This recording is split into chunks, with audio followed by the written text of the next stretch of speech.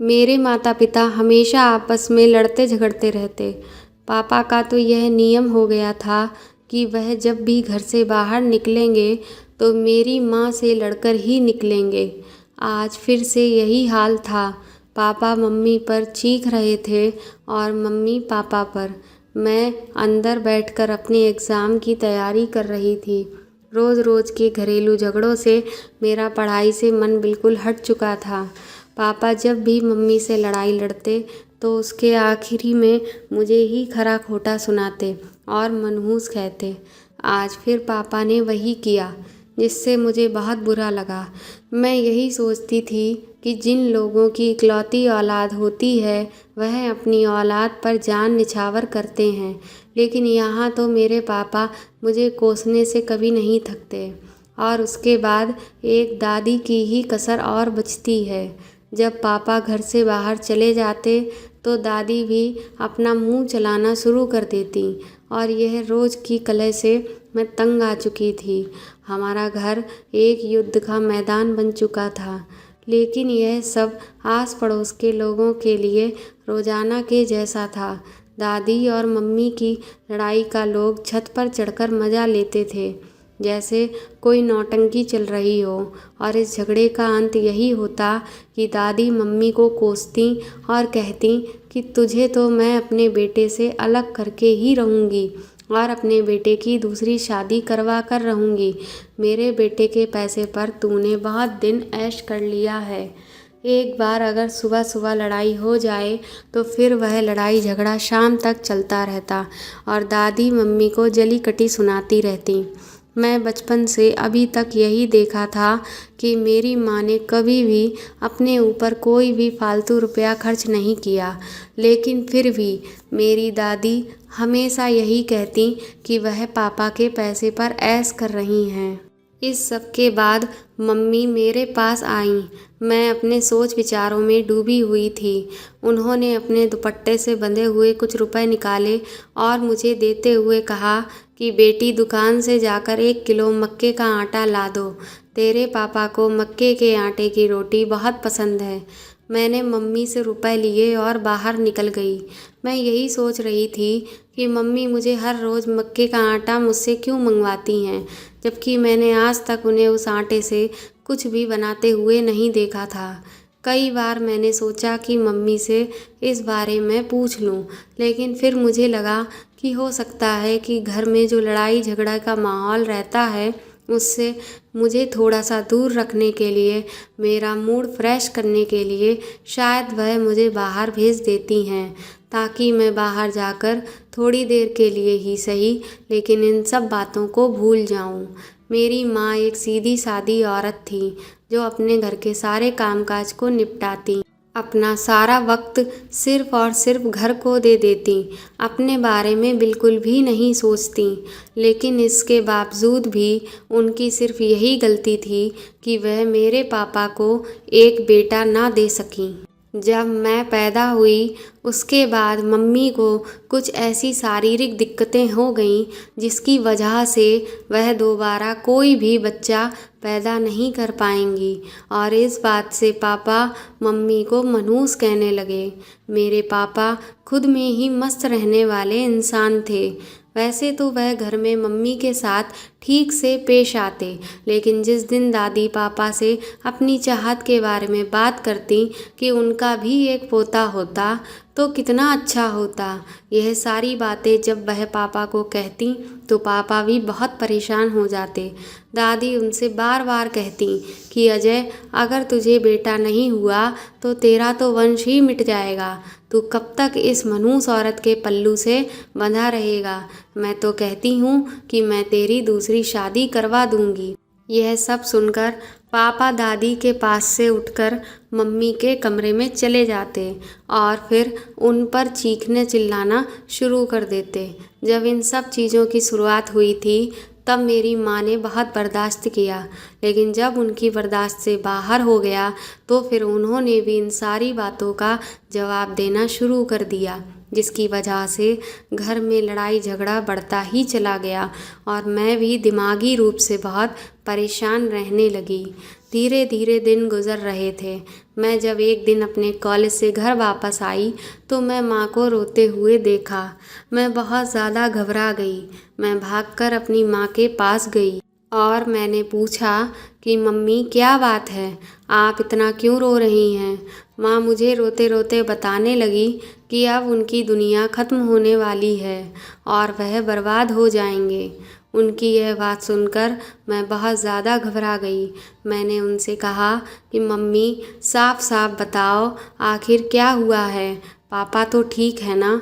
माँ मेरे गले से लगकर फूट फूट कर रोने लगी और बोली, तेरी दादी ने अपने किसी दूर के रिश्तेदार की बेटी को घर बुलाया है और अब तेरे पापा से उस लड़की से शादी कर लेंगे और हम दोनों को इस घर से बाहर निकाल देंगे। फिर हम लोग दर दर की टोकरे खाएंगे। और अपनी मम्मी की ये सारी बातें सुनकर मैं बहुत ज़्यादा परेशान हो गई, लेकिन फिर भी मैंने मम्मी को दिलासा दिलाया कि आप इतना ज़्यादा परेशान मत हो, सब ठीक हो जाएगा। उन्होंने अपने पल्लू से पैसे निकाले और मुझे देकर बोली कि जाओ 1 किलो मक्के का आटा लेकर आओ। मम्मी की यह बात सुनकर मैं असमंजस में पड़ गई और मुझे हंसी भी आने लगी कि कहाँ इन्हें अभी खाने पीने का भी होश नहीं था और कहाँ अब यह मुझे 1 किलो मक्के का आटा मंगवा रही हैं। मैंने माँ से कहा कि आप इस 1 किलो आटे का आखिर क्या पकाती होंगी। मेरी माँ ने मुझे आंखें दिखाईं और मुझसे बोली कि जितना तुझे कहा है उतना कर। फिर मैं पैसे लेकर दुकान की तरफ चली गई आटा लेने के लिए। मुझे आज भी पता था कि रोज़ की तरह माँ आटा मंगवाएंगी, लेकिन उस आटे का कुछ भी नहीं बनाएंगी। कभी कभी मैं सोचती कि क्या माँ इस आटे को मंगा मंगा कर आटे की दुकान खोलने वाली हैं। फिर मैं अपने आप पर ही हंसती, लेकिन वापस जाकर आटा ले आती। जब मैं आटा लेकर घर पहुंची तो मैंने देखा कि दादी की वह दूर के रिश्तेदार की बेटी घर आ चुकी थी, जो कि शायद 30 से 32 साल की रही होंगी। वह मुझे काफ़ी फैशनेबल लगी। वह जीन्स और टॉप पहने हुए थीं और काफ़ी स्मार्ट तरीके से बनकर आई थीं, क्योंकि मेरे पापा से उन्हें शादी करनी थी। मैं जब अपनी माँ की तरफ देखा तो मेरी माँ बहुत ही ज़्यादा उदास थी। मेरी माँ देखने में बिल्कुल एक साधारण महिला की तरह थी और जब मैंने माँ को देखा तो वो सोनिया आंटी के सामने बिल्कुल ही फीकी पड़ी हुई थी। मुझे अपनी माँ के लिए बहुत ख़राब लगने लगा। दादी तो बहुत ही ज़्यादा खुश थीं उनके आने से, और जब मैं पापा को देखा तो वह भी सोनिया आंटी को ही देख रहे थे। मैं अपनी माँ की हालत समझ सकती थी। फिर जब शाम हुई तो हम सब ने मिलकर एक साथ खाना खाया। दादी हर चीज़ सबसे पहले सोनिया आंटी को ही दे रही थी और पापा भी उनके आगे पीछे ही चल रहे थे। मैं और मेरी माँ हम दोनों बिल्कुल ही बेजान से हो गए थे। सोनिया आंटी के घर आ जाने से बिल्कुल ऐसा हो गया था जैसे मेरा और मेरी माँ का उस घर में कोई भी वजूद ही नहीं है। खाना खाने के बाद सभी लोग अपने अपने कमरे में चले गए और मुझे मालूम था कि आज की सारी रात मेरी माँ पर बहुत भारी है और वह बहुत ज़्यादा रोने वाली हैं। जब सुबह हुई तो माँ मेरे पास आई और बोली कि आज तुम कॉलेज मत जाना, हम दोनों माँ बेटी बाज़ार जाएंगे और कुछ शॉपिंग करके आएंगे। मैंने माँ से कहा कि अब जब आपने सोनिया आंटी को देखा है तब आप सोच रही हैं ऐसा कुछ, जबकि अगर आपने मेरी बात मानी होती तो शायद आज यह जो प्रॉब्लम हमारे सामने आ गई है यह ना आई होती। ऐसा पहली बार हो रहा था कि माँ ने पापा से अपने लिए पैसे मांगे थे शॉपिंग के लिए, और इस बार पापा ने भी मम्मी को अच्छे खासे पैसे दिए थे। पता नहीं पापा ने क्या सोचकर काफ़ी सारे पैसे माँ को दिए थे। उनके मन में क्या था यह वही जान सकते थे। फिर दोपहर तक सारा काम निपटा के मैं और मम्मी शॉपिंग करने के लिए बाज़ार चले गए। वहाँ पहुँचकर हम लोगों ने काफ़ी स्टाइलिस्ट कपड़े लिए, नए जूते भी लिए और फिर घर आते समय वह कपड़े दर्जी के पास सिलने के लिए डाल दिए। जब हम घर वापस लौटे तो पापा सोनिया आंटी से ही बातें कर रहे थे। यह देखकर मम्मी की सारी खुशी बिल्कुल फीकी पड़ गई और उनके तन बदन में आग लग गई। उसके बाद मम्मी अपने कमरे में चली गईं और पापा भी उनके पीछे ही चले गए। मैं सोनिया आंटी के पास जाकर बैठ गई और उनसे कुछ बातें करने लगी। मम्मी ने मुझे समझा रखा था कि मैं सोनिया आंटी को अपनी बातों में ही हमेशा व्यस्त रखूं, ताकि पापा सोनिया आंटी के साथ ज़्यादा से ज़्यादा वक्त ना बिता सकें। जबकि दादी सारा दिन यही कोशिश करती रहती कि कैसे भी करके पापा ज़्यादा से ज़्यादा समय सोनिया आंटी के साथ ही बिताएं। पर मैं खुद भी यह नोटिस कर रही थी कि पापा भी सोनिया आंटी के आगे पीछे ही लगे रहते। मम्मी चाहे कितना भी जतन कर लें, लेकिन वह पापा को मना नहीं कर पा रही थीं। मेरी मम्मी भी अब स्टाइलिस्ट तरीके से रहने लगी थी और हर रोज़ अपने आप को सजाने संवारने लगी थी और साथ ही साथ मेकअप भी करने लगी थी। एक दिन जब हम सब लोग मिलकर खाना खा रहे थे तो मेरी दादी ने मुझे बातों ही बातों में कहा कि सीमा, खाना खाने के बाद सामने वाली दुकान से 1 किलो मक्के का आटा ले आना। तुम्हारे पापा को मक्के के आटे की रोटियां खाना बहुत पसंद है। मैंने हैरत से दादी की ओर देखा और बोली, दादी आप भी क्या मम्मी की तरह गोदाम खोलने वाली हैं? मेरी इस बात से सभी लोग मेरा मुंह ताकने लगे। पापा एकदम से बोले कि क्या मतलब है तुम्हारी इस बात का? मैं सबको पूरी बात बताने वाली ही थी कि तभी मेरी नज़र मम्मी की तरफ पड़ी तो मम्मी ने मुझे आँख से इशारा करके बात बताने को मना कर दिया। मैंने तुरंत ही बात बदल दी कि मम्मी मुझे जब कोई चीज़ मंगवाती हैं तो वह मुझे भी ऐसे ही पैसे देती हैं। तो मुझे लगा कि दादी ने भी वही वाला कोई काम ऐसा शुरू कर दिया है। खैर, मेरी इस बात पर पापा हंस पड़े और उस दिन जब दादी ने मक्के का आटा मंगवाया तो हमारे घर में सच में उस आटे से रोटी बनी। धीरे धीरे दिन शांति के साथ गुजर रहे थे, लेकिन दादी फिर से अपने मंसूबों को पूरा करने के लिए पापा को याद दिलाने लगीं कि तुम्हारा कोई भी वंश बढ़ाने वाला नहीं है और हमारा वंश खत्म हो जाएगा। दादी ने पापा को साफ साफ शब्दों में कहा, तुम बस एक बार हाँ कर दो, मैं सोनिया के साथ तुम्हारी शादी करवा दूंगी और तुम अपना घर आबाद कर लेना। पापा ने दादी से कहा कि अम्मा, मेरा घर तो पहले से ही आबाद है। लेकिन दादी एक नहीं सुनने वाली थी। एक दिन जब मैं कॉलेज से वापस आई तो मैंने माँ को फूट फूट कर रोते हुए देखा। इसे देखकर मेरा दिल बहुत घबरा गया। मैं अपनी माँ के गले लग गई और उन्हें चुप करवाने की कोशिश करने लगी। फिर जब मैंने उन्हें शांत कराया तो फिर मैंने उनसे पूछा कि आखिर क्या बात है, वह इतना क्यों रो रही हैं। माँ बोली, सीमा बेटा, तुम दुकान से बस मुझे 1 किलो मक्के का आटा ला दो, फिर मैं तुम्हें सारी बात बताती हूँ। मैं चुपचाप दुकान से मक्के का आटा ले आई। मम्मी कभी खुद मक्के का आटा लेने नहीं गई थीं।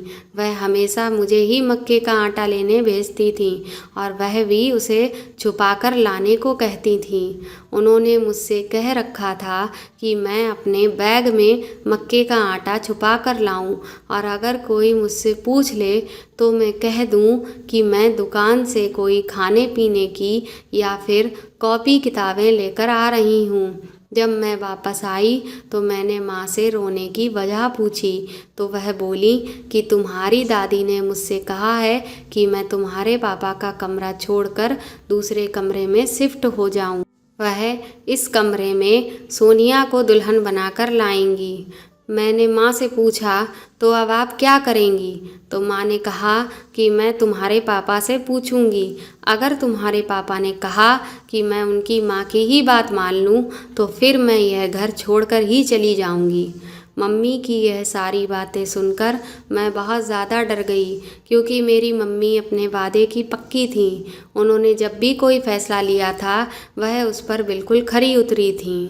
मैं सारा दिन यही भगवान से प्रार्थना करती रही कि पापा मम्मी का ही साथ दें, लेकिन मुझे इस बात के चांस बहुत कम ही लग रहे थे। मगर फिर भी मैं भगवान से प्रार्थना कर रही थी। जब शाम को पापा घर लौटे तो वह सोनिया आंटी से काफ़ी देर तक बातें करते रहे। पापा का चेहरा खिला खिला लग रहा था। मैं मन ही मन सोच रही थी कि काश मेरे पापा मेरी माँ के साथ भी ऐसे ही खुश होकर बातें करते। थोड़ी देर के बाद पापा कमरे में चले गए। अब मुझे बहुत ज़्यादा घबराहट होने लगी, क्योंकि मुझे यही लग रहा था कि अब पता नहीं आगे क्या होगा। क्या पापा मम्मी की बात मानेंगे या फिर हमारी किस्मत में इस घर से निकलना ही लिखा हुआ है। थोड़ी ही देर के बाद मम्मी मेरे पास दौड़ती हुई आईं और उनकी आंखों में आंसू भरे हुए थे। वह मेरे गले लगकर फूट फूट कर रोने लगी और मैं समझ गई थी कि अब हम लोगों को यह घर छोड़ना ही पड़ेगा। मैंने मम्मी से कहा कि मैं भी आपके साथ जाऊंगी, मुझे भी अब इस घर में नहीं रहना है। माँ ने मुझसे कहा कि अरे मेरी प्यारी बच्ची, आज तेरे पापा ने मेरी लाज बचा ली। उन्होंने मुझे मेरी नज़रों में गिरने नहीं दिया। जब मैंने उनको तुम्हारी दादी की बात बताई तो वह बोले कि माँ का तो दिमाग फिर गया है, तुम बिल्कुल भी परेशान मत होना। उनकी यह बात सुनकर मैं खुशी से झूम उठी। मेरा दिल तो मानो एक बहुत बड़े बोझ से हल्का हो गया था। लेकिन यह खुशी भी ज़्यादा दिन तक टिकने वाली नहीं थी। कुछ दिनों के बाद ही सोनिया आंटी को दादी ने पापा के साथ शॉपिंग करवाने के लिए भेज दिया और उसके बाद तो जैसे सिलसिला ही चल निकला। कभी सोनिया आंटी पापा के साथ दुकान पर जाती तो कभी उनके साथ सुबह टहलने के लिए निकल जाती, और यह सब देख देख कर तो मेरी माँ सूख कर कांटा हुई जा रही थी। उनका दिमाग सारा दिन पापा की ही जासूसी करने में निकल जाता, और जब वह ज़्यादा परेशान होती तो मुझे दुकान से मक्के का आटा लाने के लिए भेज देती। एक दिन सोनिया आंटी ने दादी से साफ शब्दों में कह दिया कि अगर अजय ने अगले हफ्ते मुझसे शादी नहीं की तो मैं वापस अपने घर चली जाऊंगी। आखिर मैं यहाँ कब तक बैठे बैठे इंतज़ार करूँगी। सोनिया आंटी की बात सुनकर दादी बहुत परेशान हो गईं। उस दिन रविवार का दिन था, मैं घर पर ही थी। दादी ने सुबह सुबह से ही मम्मी के साथ लड़ना शुरू कर दिया था। पहले तो दादी मम्मी को बहुत बुरी बुरी बातें सुनाती रहीं और उसके बाद गालियाँ भी बकने लगीं। वह चिल्ला चिल्ला कर मम्मी से कह रही थी कि अजय का कमरा खाली कर दो, नहीं तो मैं तुम्हें कमरे से ही नहीं बल्कि इस घर से और उसकी ज़िंदगी से भी निकाल दूंगी। मम्मी ने एक शब्द भी दादी से नहीं कहा तो दादी कमरे में घुसकर मम्मी का सारा सामान बाहर फेंकने लगीं। अब मुझे भी दादी पर बहुत गुस्सा आ गया था, तो मैं मम्मी पर ही गुस्सा करने लगी कि वह दादी को कोई जवाब क्यों नहीं दे रही हैं। मम्मी ने मुझसे कहा कि मैं वह सब सामान रख लूँगी, तुम बस मुझे 1 किलो मक्के का आटा ला दो। मैं आटा लेने के लिए बाहर निकल गई। दुकानदार से आटा लेकर जब मैं उसे अपने बैग में डालने लगी तो मुझे ऐसा लगा कि पॉलीथीन फटी हुई थी, लेकिन उस वक्त मैं बहुत परेशान थी, जिस वजह से मैं उसे ऐसे ही अपने बैग में डाल लिया। जब मैं आधे रास्ते तक आ गई तो मुझे अपने बैग में कुछ हिलता हुआ सा महसूस हुआ। मुझे डर सा लगने लगा कि आखिर यह क्या है, और जब मैंने बैग खोला तो उसमें एक पक्षी पड़ा हुआ था। बैग के अंदर का नज़ारा देखकर तो मेरे हाथ पैर डर के मारे कांपने लगे। मैंने उस पक्षी को वहीं सड़क पर ही फेंक दिया और घर आने की बजाय मैं पापा की दुकान पर चली गई, जो कि हमारे घर से थोड़ी ही दूरी पर थी। वह मुझे ऐसी हालत में देखकर परेशान हो गए। मैंने अपने साथ उनको घर चलने को कहा और वह बिना कुछ कहे मेरे साथ घर की तरफ चल दिए। पापा जैसे ही घर पहुँचे तो मम्मी उन्हें देखकर ज़ोर ज़ोर से रोने लगीं। पापा ने आगे बढ़कर उन्हें थाम लिया और हम दोनों माँ बेटी का हाथ पकड़कर घर में ले गए। दादी फिर से हम लोगों को खरी खोटी सुनाने लगीं और वह चीखने लगीं कि अजय, अभी और इसी वक्त तू अपनी पत्नी को घर से निकाल दे। इसने तेरी माँ की बहुत ज़्यादा बेइज्जती की है। दादी की बात सुनकर पापा बोले, मुझे पूरा यकीन है कि आपने ही कुछ खराब कहा होगा। यह सुनकर तो दादी और भी ज़्यादा गुस्सा हो गईं और वह बोली, मैंने सिर्फ इससे इतना ही कहा था कि यह तुम्हारा कमरा खाली कर दे और इस कमरे को मुझे सोनिया के लिए सजाकर तैयार करना है। मैं कल तुम दोनों की शादी करवा दूंगी। दादी की यह बात सुनकर पापा ज़ोर ज़ोर से हंसने लगे और दादी से बोले, माँ, अब आप अपना यह ड्रामा बंद करिए। और तुरंत ही सोनिया आंटी से कहा कि आप इस घर की मेहमान हो और आपके साथ वक्त बहुत अच्छा गुजरा, लेकिन अब अच्छा नहीं लगता। मगर मेरी मजबूरी बन गई है कि मैं आपसे कहूँ कि अब आप हमारे घर से चली जाएं। मुझे यह बिल्कुल भी अच्छा नहीं लगता कि आपकी वजह से हमारे घर का माहौल ख़राब हो रहा है। पापा की यह सारी बातें सुनकर तो दादी जैसे फट ही पड़ी। वह चिल्लाने लगी, अजय, तुम्हारा क्या दिमाग खराब हो गया है? सोनिया तुम्हें वारिस दे सकती है, यह तुम्हारे वंश को आगे बढ़ाएगी। और यह जो तेरी पत्नी है, यह तो बांझ है, यह तुझे आखिर क्या देगी? दादी की बात सुनकर पापा बोले कि अगर भगवान चाहेंगे तो मुझे वारिस दे देंगे और मेरी पत्नी से ही दे देंगे। और आज मैं आपसे एक बात साफ शब्दों में कहता हूँ कि आप इस घर की मालकिन हैं। इस घर में जो कुछ भी है वह सब आपका ही है।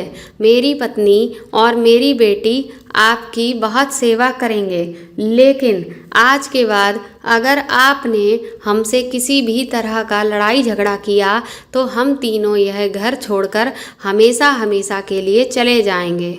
उसी दिन सोनिया आंटी वापस अपने घर चली गईं और दादी ने भी अपने आप को अपने कमरे में बंद कर लिया। मैंने पापा से कहा कि पापा, आपने मेरे और मम्मी के साथ बहुत ही ज़्यादा नाइंसाफ़ी की है।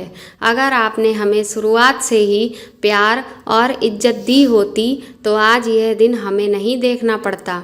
पापा ने कहा कि बेटा, तुम्हारी माँ मेरी ज़रूरत है और मैं तुम्हारी माँ के बिना नहीं रह सकता हूँ, लेकिन मैं अपनी माँ के आगे मजबूर था। मेरी माँ बहुत ही गुस्सैल मिजाज की औरत हैं। मैं हमेशा तुम दोनों को उनके गुस्से से बचाने की कोशिश करता रहा। जब भी माँ को गुस्सा आता था तो मैं तुम दोनों पर गुस्सा करने लगता था, ताकि जब माँ मेरा गुस्सा देख ले तो अपना गुस्सा भूल जाए और मैं तुम दोनों पर अपना गुस्सा निकालता था। पापा की यह सारी बातें सुनकर मेरी आंखें नम हो गईं। मैंने पापा से कहा कि आप मम्मी से पूछो कि आखिर वह हर रोज़ मुझसे मक्के का आटा क्यों मंगवाती थीं। उस दिन जब मैं आटा लेकर आ रही थी तो उसमें एक अधमरा पक्षी पड़ा हुआ था, जिसे देखकर मैं बहुत ज़्यादा डर गई थी। मैं यह तो समझ गई थी कि इतनी बड़ी गलती दुकानदार तो नहीं कर सकता। वह आटे की बजाय पक्षी तो नहीं देगा। ज़रूर इसमें कोई बात है। आप मुझे साफ साफ बताइए कि वह पक्षी वहाँ क्या कर रहा था। मेरी बात सुनकर मम्मी बहुत ही ज़्यादा घबरा गईं, मगर उनके पास सच बोलने के सिवा अब कोई चारा नहीं था। वह बोली, जिस दिन दुकानदार से तुम मक्के का आटा लाई थी उसी दिन उसके पड़ोस में एक बाबा आए थे। वह तावीज़ का काम करते हैं। मैंने उनसे दुकानदार से कहा था कि मेरे लिए भी एक तावीज़ ले ले। उसने बताया कि बाबा जी ने कहा है कि बाबा जी मक्के का आटा मंत्र पढ़कर देंगे, जिसे 40 दिनों तक छत पर जाकर पक्षियों को डाल देना है और आखिरी दिन वह एकदम अधमरा पक्षी देंगे जो अपनी सास को खिलाना होगा।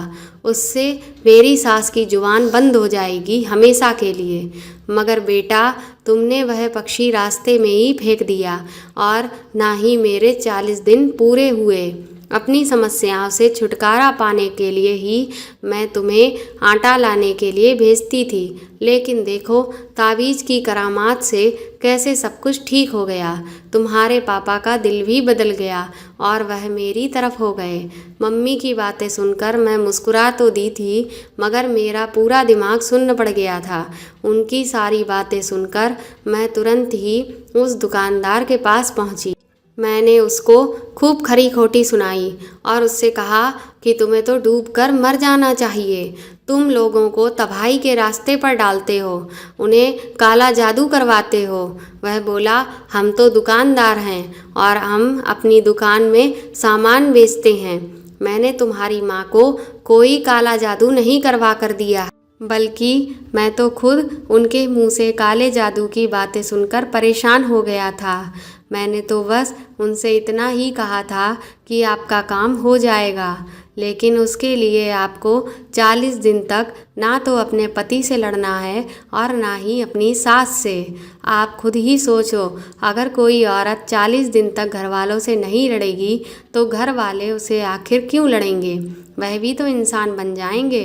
मुझे नहीं मालूम कि यह तावीज़ से कुछ होता भी है या नहीं।